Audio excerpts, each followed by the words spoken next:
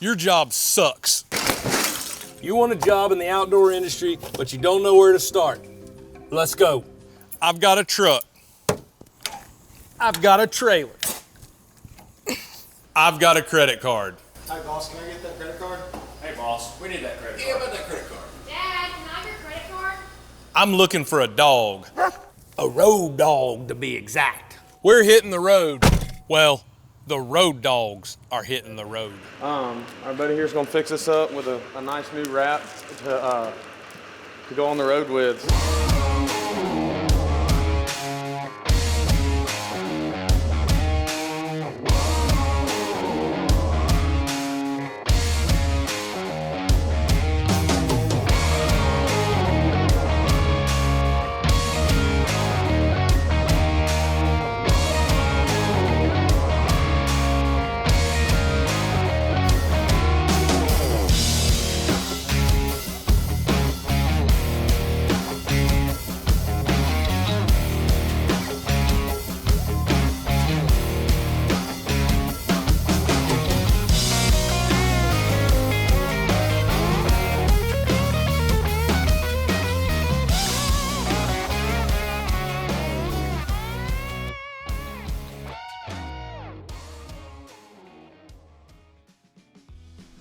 My name's Luke Davidson, and I'm one of your road dogs. My name is Fisher Nolan. I'm from Leesburg, Georgia, and I'm one of your 2025 road dogs.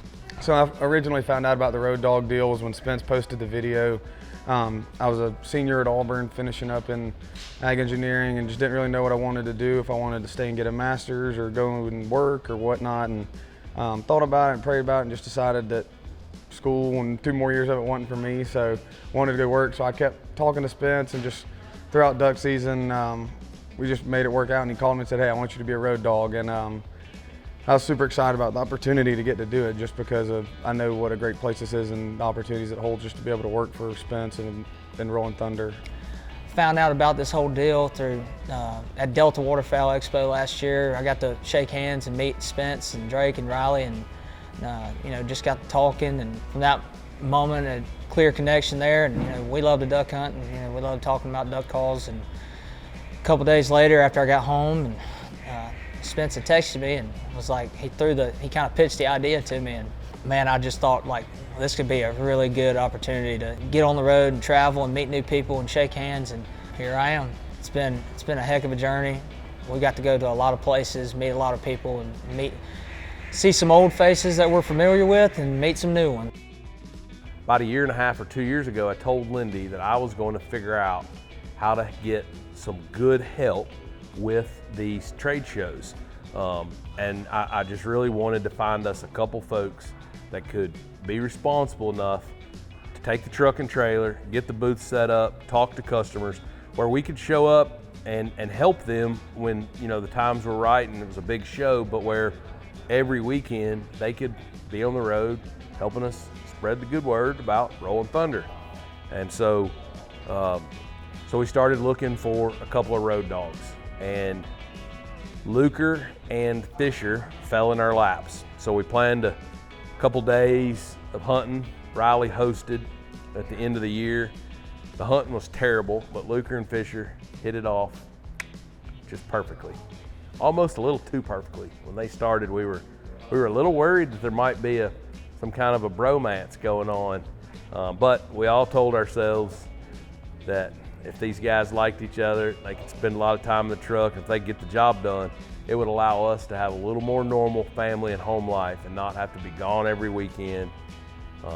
Because when you're loading up a trailer on Wednesday, you're traveling on Thursday, and you're working Friday, Saturday, Sunday, by the time you get home on Monday night and turn it around and do it again, you can't do the other functions of the business. It's hard to build duck calls in between that. So we really needed to be able to divide and conquer, send the dogs out while we held down the fort here. And these boys have done a great job.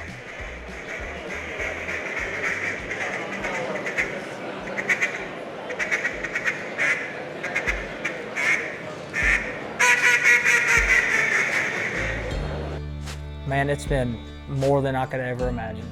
I've learned a lot, seen a lot. It's not just, what I thought it would be. I thought it was just show up, you know, you're selling calls, you're talking to people, breaking booths down. It is so much more than that, and people don't see, you know, they don't get to see that side of it. They, you know, they come to a show and they see the, you know, big old beautiful booth that we have, but a lot of people don't realize the work that goes into it. And I'd say that me, Luker, and everybody around the shop, there's always a hand in doing a trade show, and I think that's been a really, you know, detrimental part of this job. And you know, it takes an army. Saying like our best seller. And then our youth end, Be right here. yeah. Or we can do it on that end. We'll put stainless on those two and put youth on. This job's been a lot of hard work. It's not just showing up and talking about duck calls and turkey calls. You know, it's a lot of hot hours out in the day, moving stuff, building stuff. You know, you're kind of a do-it-all warehouse person. And that's amazing because I have learned so much through this process and grown so much. Fisher and I both have. I think we would both agree. And it's just been amazing to be able to have that opportunity with Rolling Thunder. I've met so many people in networking and fostering relationships, just talking to people in the industry, that if I needed to go somewhere, wanted to go somewhere after this, the doors that have been opened because of Spence and Rolling Thunder are limitless from here. You know, I think what I've seen, you know, the dogs develop in, I would say it's been a little bit like sandpaper on a rough block of wood. There's been some really hard days, and there have been some lessons that were learned the hard way. But I think overall what I've watched them grow and learn in is just tremendous amount of responsibility and maturity. You know, if you're in your early 20s, being forced to talk to adults in the outdoor industry every weekend, it improves the way that you communicate. You start to learn the kind of questions that people are going to ask, and so you anticipate, how can I say something, answer a question or say something more clearly or in a better way the next weekend. And so while I think it's a really hard job, I think the skills that they've learned, I mean, everything from packing a trailer, loading and unloading, the logistics of booking hotel rooms, crummy Airbnbs, good ones, how to tell the difference between them, how to make sure they don't drive through the wrong part of town, paying attention to what the map says. Like, all those are kind of life skills that apply in all kinds of ways, from family vacations. I mean, let's be honest, if you can get back and forth to the beach without taking your family through, you know, the hood, like Chevy Chase, you're gonna stay out of a lot of trouble with your old lady. And so if you learn that as a road dog here with Spence, you just save yourself an argument with your old lady down the road. But the same is true for restaurants and counting the money and, you know, networking and talking to other companies. And so there's just a lot of life skills, a lot of business skills that I've watched the dogs blossom and learn, albeit a lot of it the hard way, throughout this year. And I've got great admiration for their hustle and their work. They've done a good job. I'm not an easy guy to keep up with, but they've done a pretty good job keeping up.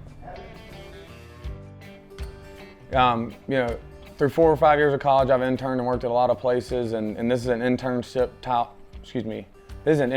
style job. But you can't look at it like that. I mean, it's long days, long hours, a lot of different stuff from warehouse to construction to trade shows.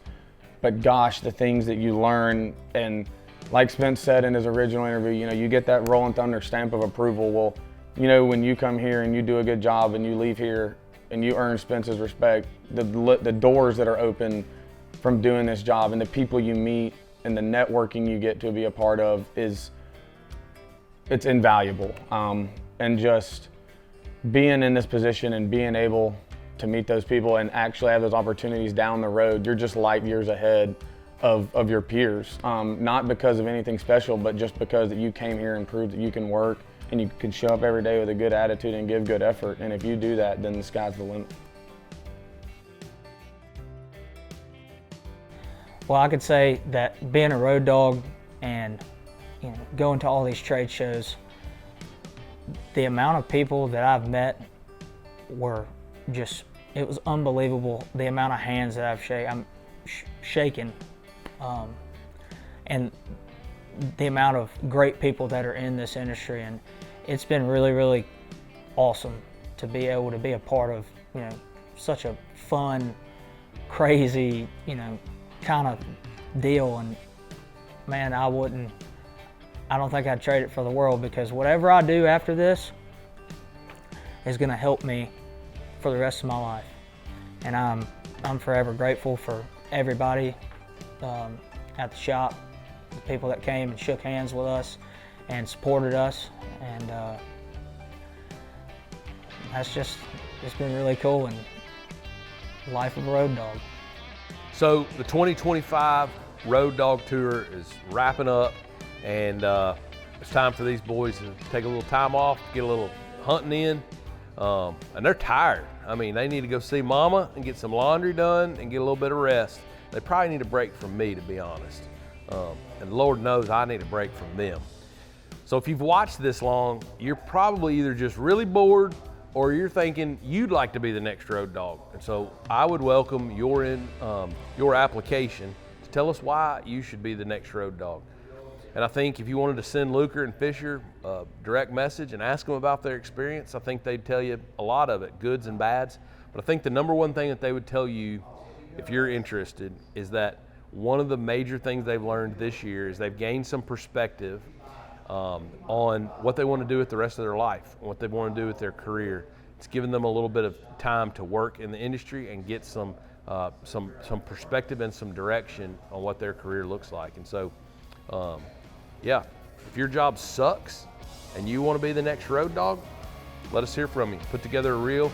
Tell us why you need to be carrying the flag and spreading the good word about Rolling Thunder.